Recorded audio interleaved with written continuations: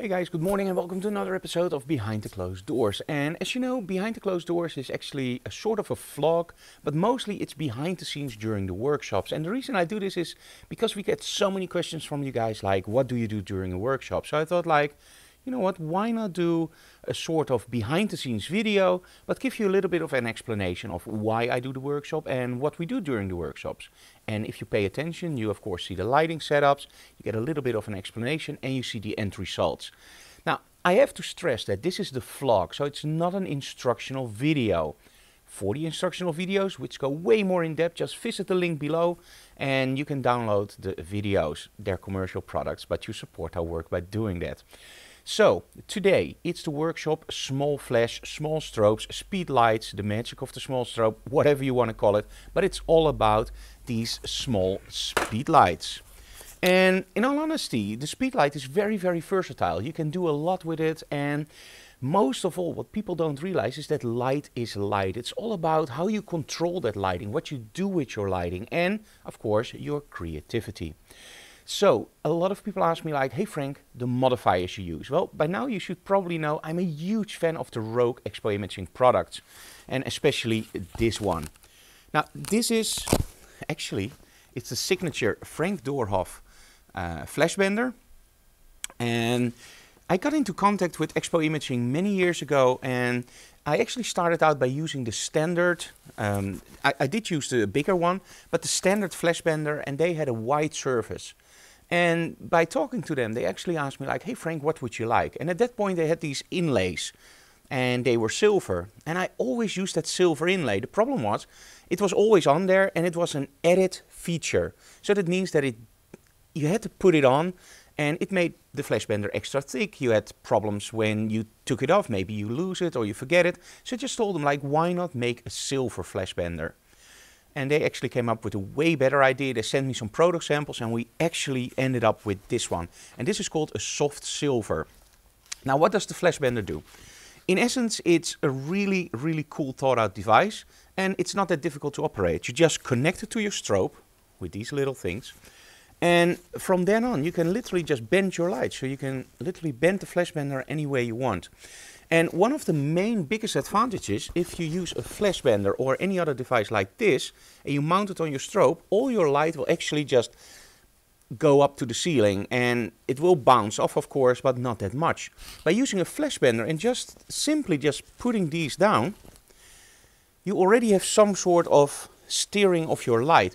And it can actually save you a lot of batteries, recycling time, but most of all also output of your strobe. And that, of course, with speed lights helps you a lot because you run on these whimsy batteries and they will run for a long time, but they will drain. So every single shot you can get extra out of your pack by using something like this is an added bonus.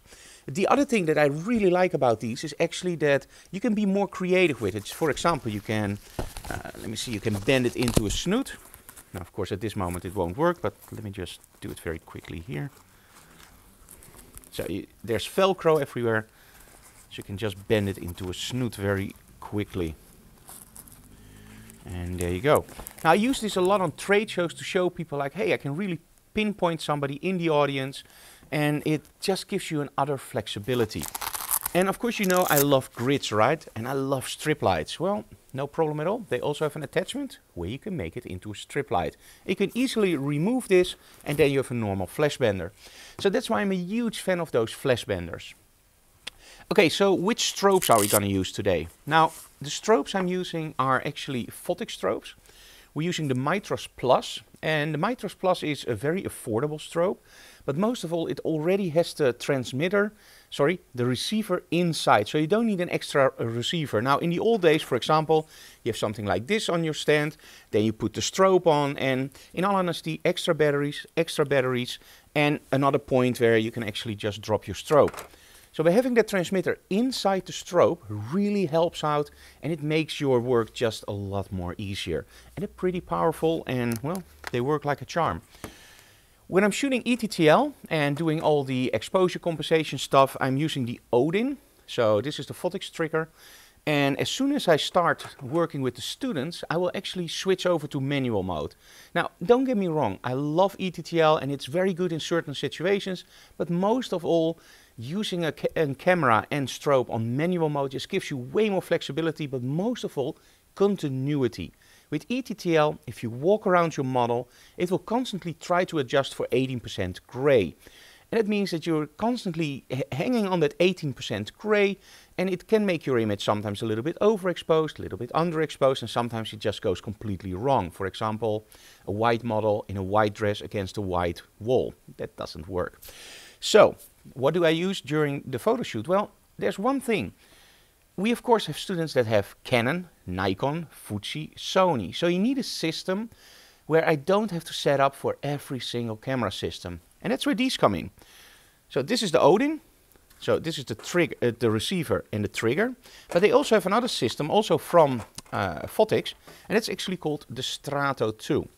Now, one of these is mounted on my camera, and they're universal. So this is a Nikon version, but it also fits a Canon camera or it fits a Sony camera. The only thing is at that point, you don't have any ETTL or exposure compensation. It just triggers the strobe. But remember, they're on manual mode, so it doesn't matter as long as it triggers those strobes.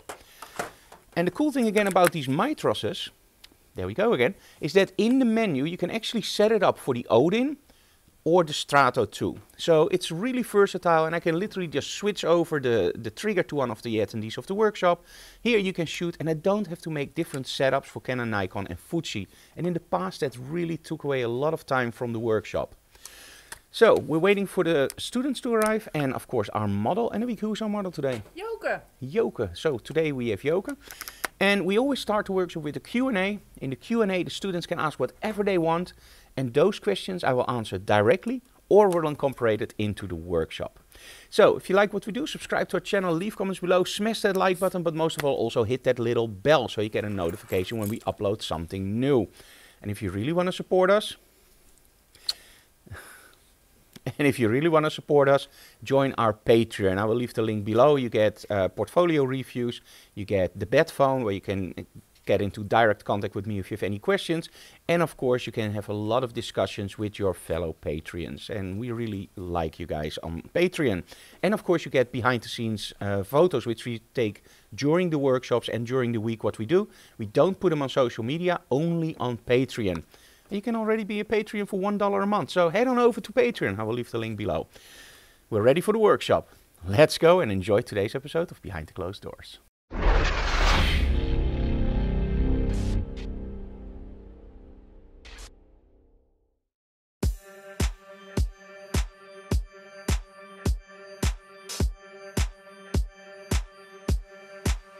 Just like a dream, yeah, you and me.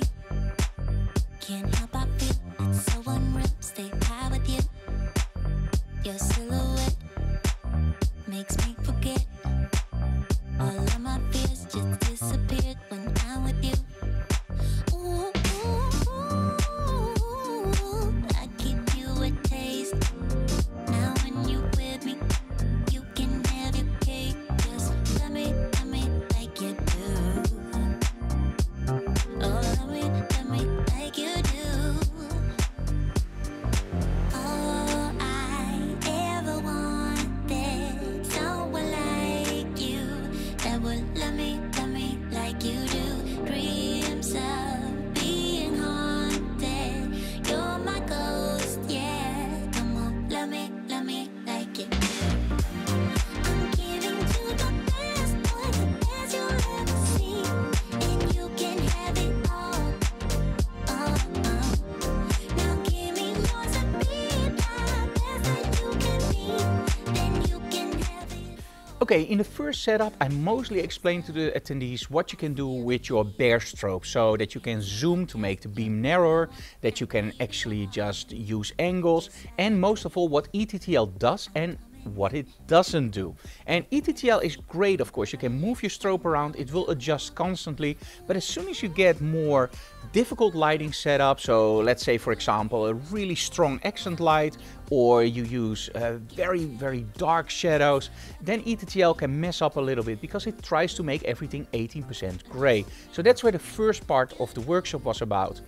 Now, when you look at images that you shoot with only the bare strobe, you can actually already see that when you have light control and you know your angles, that the images already look great. At the end, I actually started adding the flash bender, and this is without a doubt my favorite modifier for speedlights and small strobes. It really gives the shadows a little bit more crisp without it being harsh, because the light source is a little bit bigger. And it's a little bit hard to explain, but when you use an open strobe, it looks really nice, but you can see that there's a certain harshness to the image. When you use the flash bender, you can see that it's softer, but because you have a soft silver inlay, you will literally see that it's a little bit more crispy even than an open strobe. And again, it's more a feeling, but it really gives you a beautiful, beautiful light to sculpt with. And that's the cool thing about the flash bender. You just bend them and you can create light. So first, let me show you two images that we shot against the Lestolite panoramic backdrop. And those are actually lit pretty much straightforward with a flash bender, just straight on the model. The next two images after that are actually portraits. And as you can see there, you can really sculpt the light. We move the light really close to the model and let it wrap around the model and gives you a beautiful classical portrait. So I'm sure you're gonna love those images. I actually included a black and white and a color. I'm always in doubt between black and white and color with these shots. Let me know in the comments below. And after the results, let's go to set number 2. Oh no, I gave my heart away, went a bit too far, so wrong.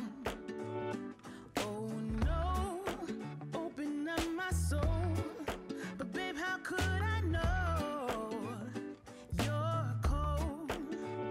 Shame on you, should have seen what you were like, dangerously nice. You got me all lost, so blinded. You got me all lost, listen to my heart. I'm gonna be lost, survived it. Now you're all gone, gone, gone, my friend. Oh Lord, I guess you fooled me once, but I ain't falling twice. All lies. Oh Lord, I ain't gonna run. My rise has just begun. I'll shine. Shame on you. Okay, set number 2. Joke actually had a headpiece with a little bit of light bulbs. And the cool thing about these kind of workshops is I never know what's gonna happen. I just go with the flow, and this is the cool part for the students, that they actually see the whole creative process. What I think about what comes on set and how to incorporate it, what to do with the lighting. So this was a little bit of a curveball that I didn't expect, to mix two light sources. And you always have to remember, don't panic. The only thing you have to do is just look at your light sources, and you know that those light bulbs in the headpiece will be of course much lower in output than a strobe. So you know that first you have to get that headpiece correctly lit. So in other words, you don't use the strobe, you just figure out how to shoot it that you like the light bulbs. And the face will of course then be highly underexposed, and this is where the strobe comes in. Now for this set we used the Rogue Flash Bender, the Frank Doroff edition, with the strip light attachment and the grid. This means that I can actually just move the light away from the headpiece, because it's a white headpiece with lights, and we wanted to have that a little bit more dark and moody. So that means that I actually only light the face and let the top part just shine through from the original lighting. We move the light all the way to the back to create a really nice wraparound effect from the side, more like a classical high contrast look. So I hope you enjoyed this image, and then it's up to set number 3. I could be who you want, 'cause I know that I need to be happy too. And then things turn to dust when I bluff just to mess up and tell the truth. All I hear is an echo, turn the words that we say to ammo. Sleeping on the side of the bed though, weeks have gone, can't let go. I go crazy when you call my name, make me lose my game. When you call my name, I go crazy, 'cause I can't escape when you call my name.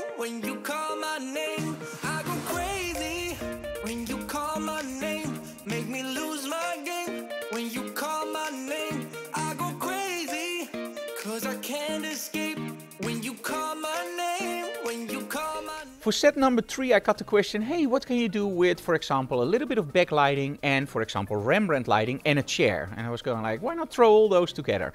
So we used one light coming straight from the top down on the model while she's sitting on a chair. So she has to look straight into that light. And by moving her head around, you can actually just create that Rembrandt triangle. Or if you move a little bit more, you get a nice, beautiful, classical lit portrait with dark shadows. To lighten up those shadows just a little bit and give a little bit of atmosphere to the shot, we also used one strobe from the back just aimed straight at my lens. It gives me lens flare, but it also makes sure that just a little bit of that light hits your model. The cool thing about those lens flares is that every single lens renders that lens flare differently. So if you have different elements in your lens, you will literally see those elements in that lens flare. And it gives you a beautiful, beautiful result. And as you can see in the images, we have one without and we have two with the lens flares. And you can see that by changing the angle, the lens flare looks totally different in both shots. It's an incredible cool thing to play with. Here comes the results, and after that, the final set, set 4. 'Cause I can't escape when you call my name, when you call my name. I go crazy when you call my name. Make me lose my game when you call my name. I go crazy 'cause I can't escape when you call my name, when you call my name.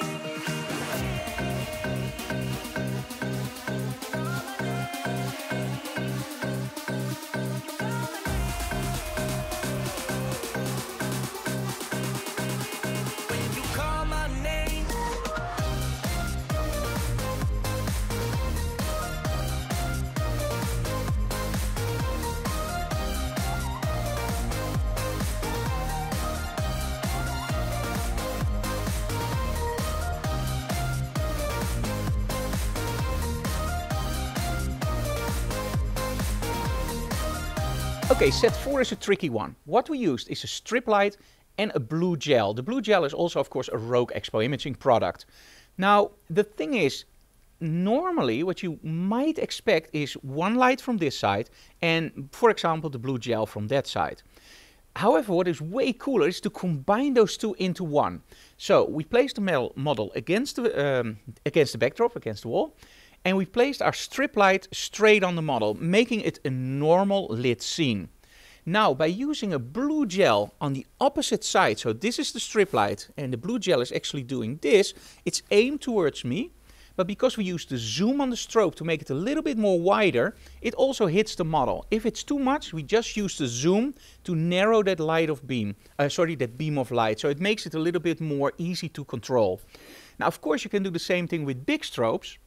But at that point you have to change your grid, so you go for a narrower grid or a wider grid. With speedlights, small flash, it's really cool that you can actually zoom your strobe. So now you can have a wider beam of light and you can just narrow that beam. And with the Photic strobes it's actually from 24mm to 105, which is a huge difference. It's literally this to that.